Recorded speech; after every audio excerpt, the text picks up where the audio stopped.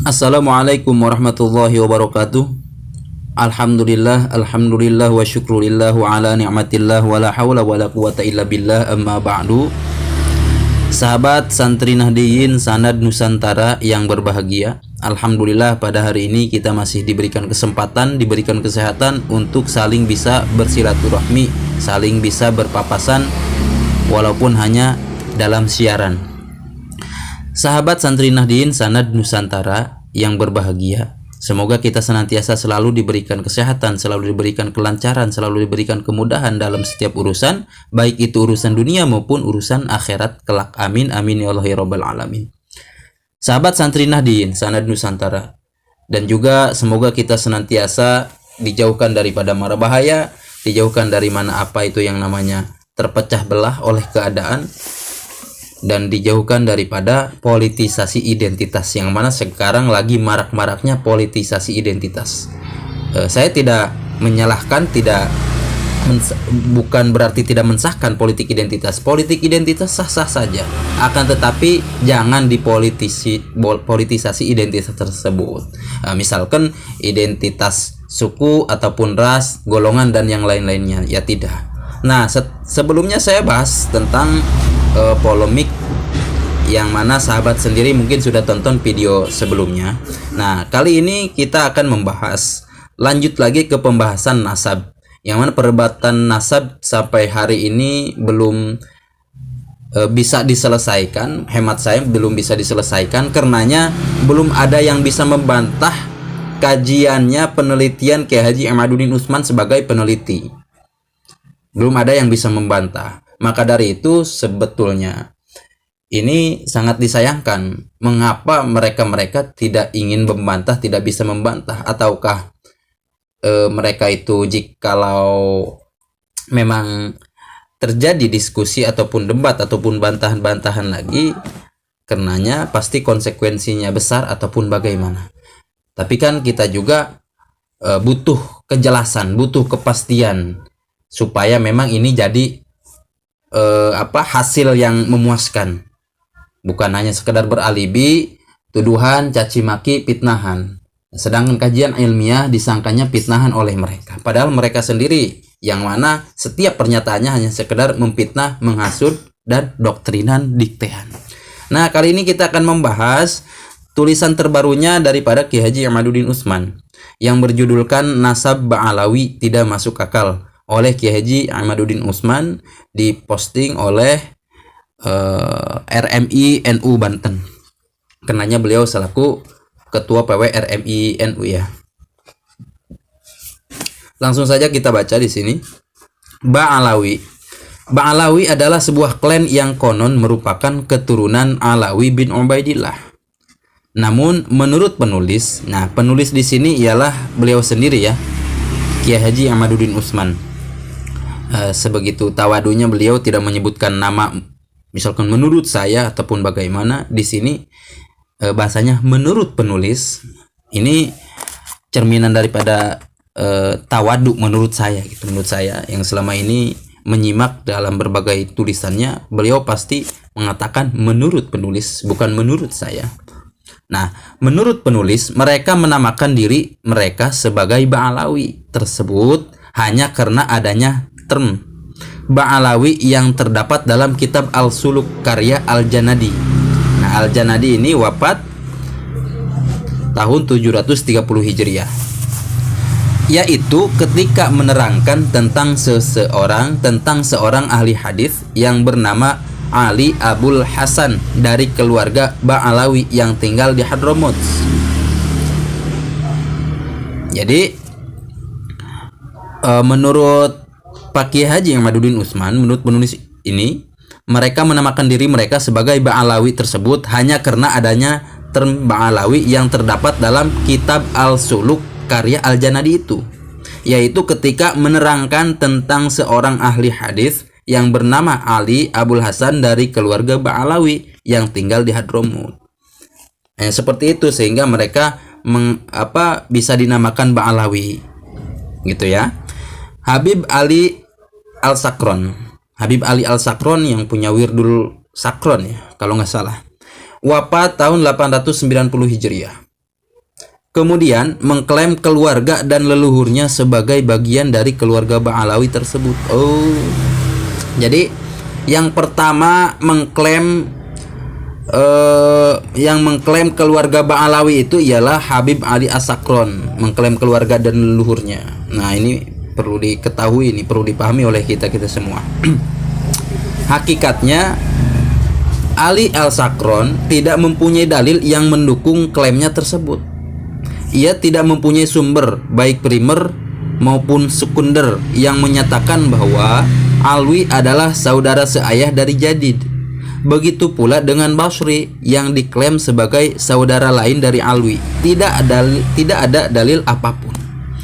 Jadi Habib Ali As-Sakron dalam menentukan mengklaim keluarga dan leluhurnya sebagai bagian dari keluarga Ba'alawi tidak mempunyai dalil apapun yang mendukungnya. Ya, ini kan sangat apa ya? Sangat mengherankan gitu. Kok bisa seperti ini? Padahal kita ketahui Habib Ali As-Sakron itu kan pengamal tasawuf ya. Ya, terkenal lah di dalam bab amaliyah. Kita lanjut. Bahkan pondasi nasab Ba'alawi baik Bani Basri, Bani Jadid maupun Bani Alawi sangat rapuh. Sehingga konstruksi nasab keluarga ini hari ini kita saksikan bagaikan bangunan yang menjulang tinggi namun asasnya keropos. Ya, betul, memang seperti itulah. Kenanya pondasinya saja dari Bani Basri ataupun Bani Jadid sangat rapuh. Wajar saja sampai kesininya pun ya rapuh. Perhatikan contoh silsilah Bani Basri.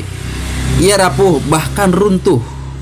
Dalam kitab Al-Radul Jali karya Imam Murtado Az-Zabidi yang mana wafat tahun 1205 Hijriah, dikatakan dalam kitab itu bahwa sebagian dari keturunan Basri adalah Salim bin Basri bin Abdullah bin Ahmad bin Isa.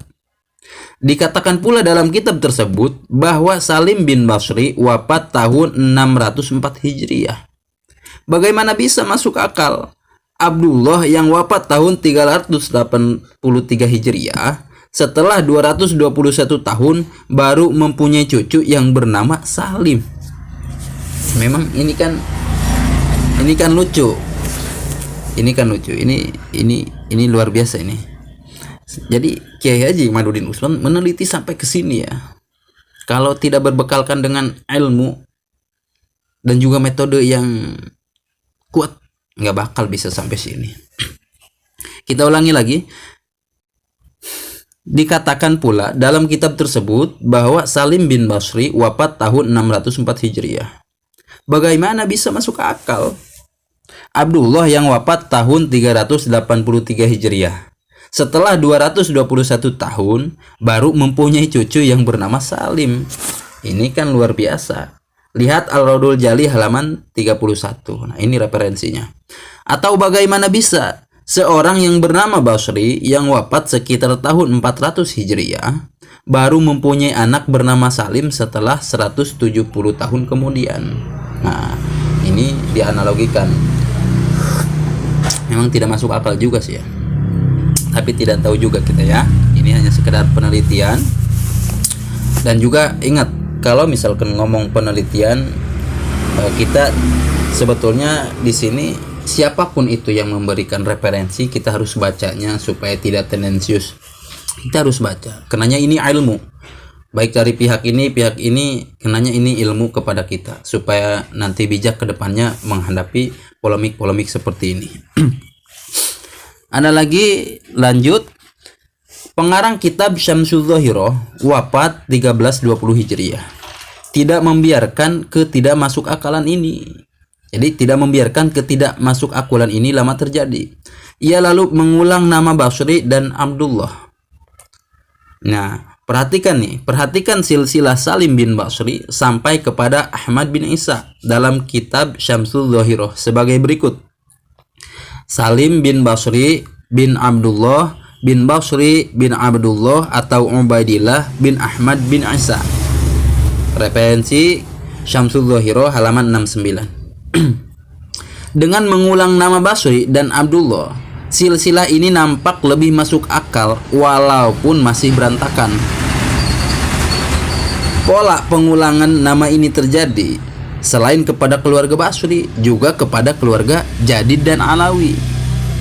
Tujuan pengulangan nama-nama ini adalah sebagai syarat penyesuaian tahun yang telah tercatat dengan data nama yang diketahui berikutnya agar nampak selaras dan masuk akal. Nah, sekali lagi perhatikan nih. Perhatikan silsilah nasab Bani Jadid.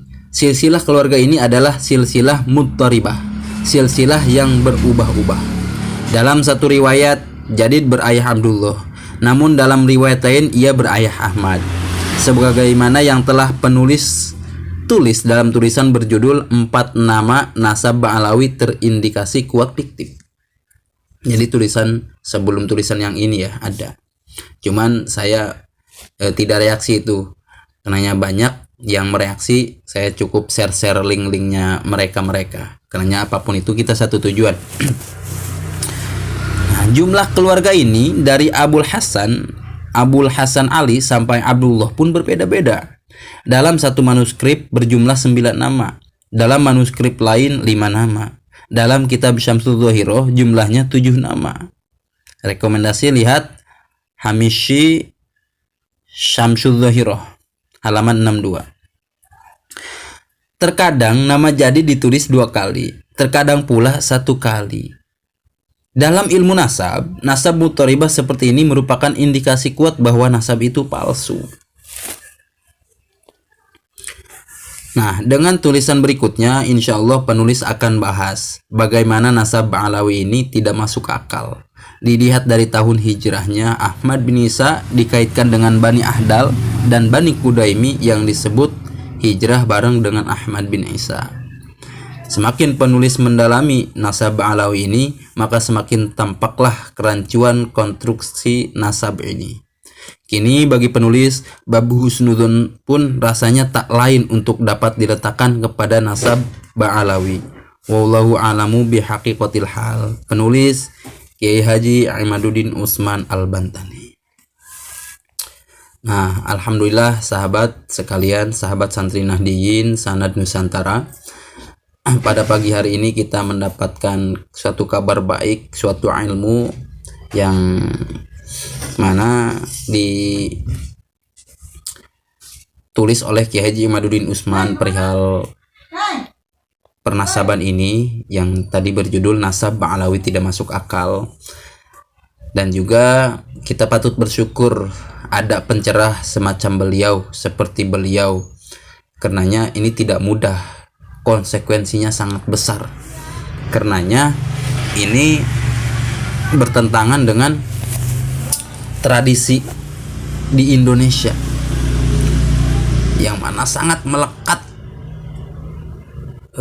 akidahnya, sangat melekat pertekadannya itu meyakini bahwasanya Habib itu adalah zuriat Nabi. Habib itu min zuriatin Nabi, min ahli baitin Nabi sallallahu alaihi wasallam. Padahal secara ilmiah tidak terbuktikan. Maka dari itu sahabat semua, kita yang selaku pencinta ilmu, hargailah kajian ilmiah ini. Tidak cukup untuk berhusnudzon saja, kan tetapi kita lebih menghargai ilmu. Dalam hal penelitian ini, kita belum tahu siapa yang benar ataupun yang salah. Akan tetapi, kita masing-masing pendukung yang menghargai ilmu, monggo kita dukung Kiai Haji Imaduddin Utsman. Yang tidak menghargai, misalkan ada pernyataan husnudzon saja, ya monggo silahkan. Akan tetapi, jangan menuduh, jangan memfitnah, jangan menghujat. Kalau misalkan seperti itu sikapnya, jangan salahkan kami. Seperti itu saja. Mungkin hanya itu yang bisa saya sampaikan, membacakan artikel terbarunya, tulisan terbaru daripada Kiai Haji Imaduddin Utsman selaku peneliti. Apabila ada kekurangan, kesalahan, kekeliruan dalam penyampaian, mohon dimaafkan. Akhirul kalam, wallahul muwaffiq ila aqwamit thoriq. Wassalamualaikum warahmatullahi wabarakatuh.